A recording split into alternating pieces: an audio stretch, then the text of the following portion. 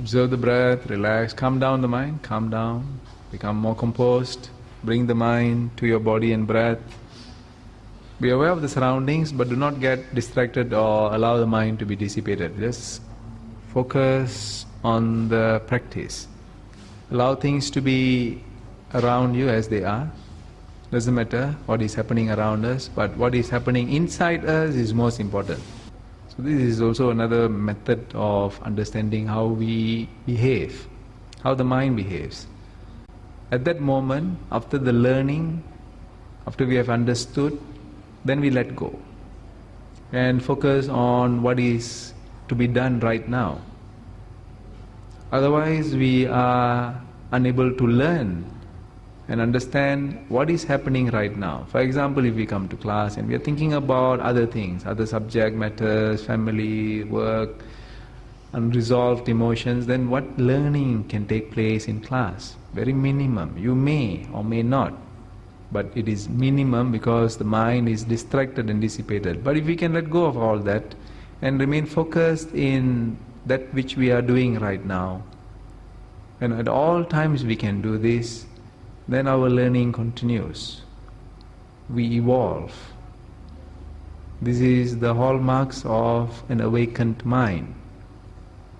And everyone has this potential, that you don't have to be a so-called special person with special names and titles.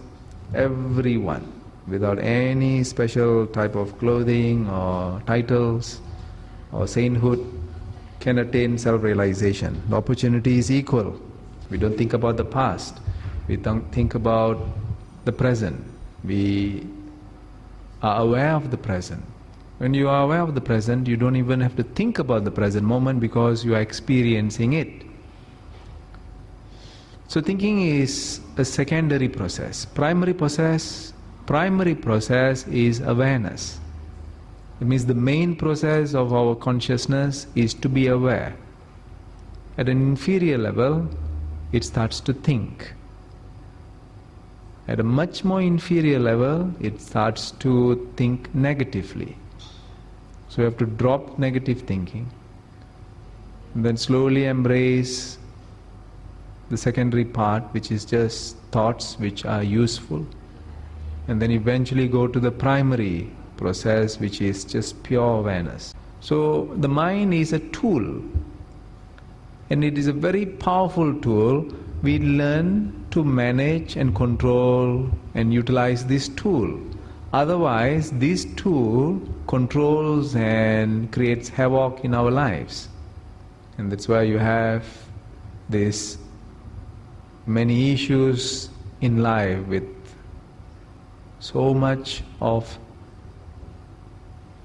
issues, and these issues are called problems.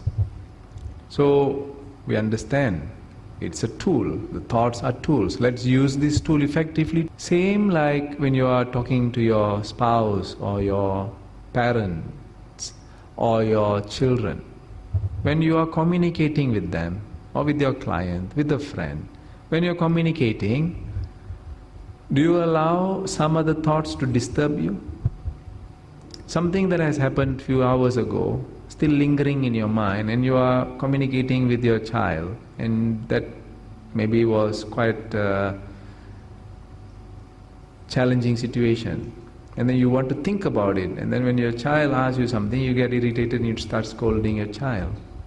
It's because we are letting and allowing something of the past which has no relevance to your communication with your child or your younger sibling or your good friend, unnecessarily getting irritated with them because of something that happened in the past. Nothing at all relevant to the present situation, which you should be able to just enjoy that present moment, interacting with this individual fully and completely.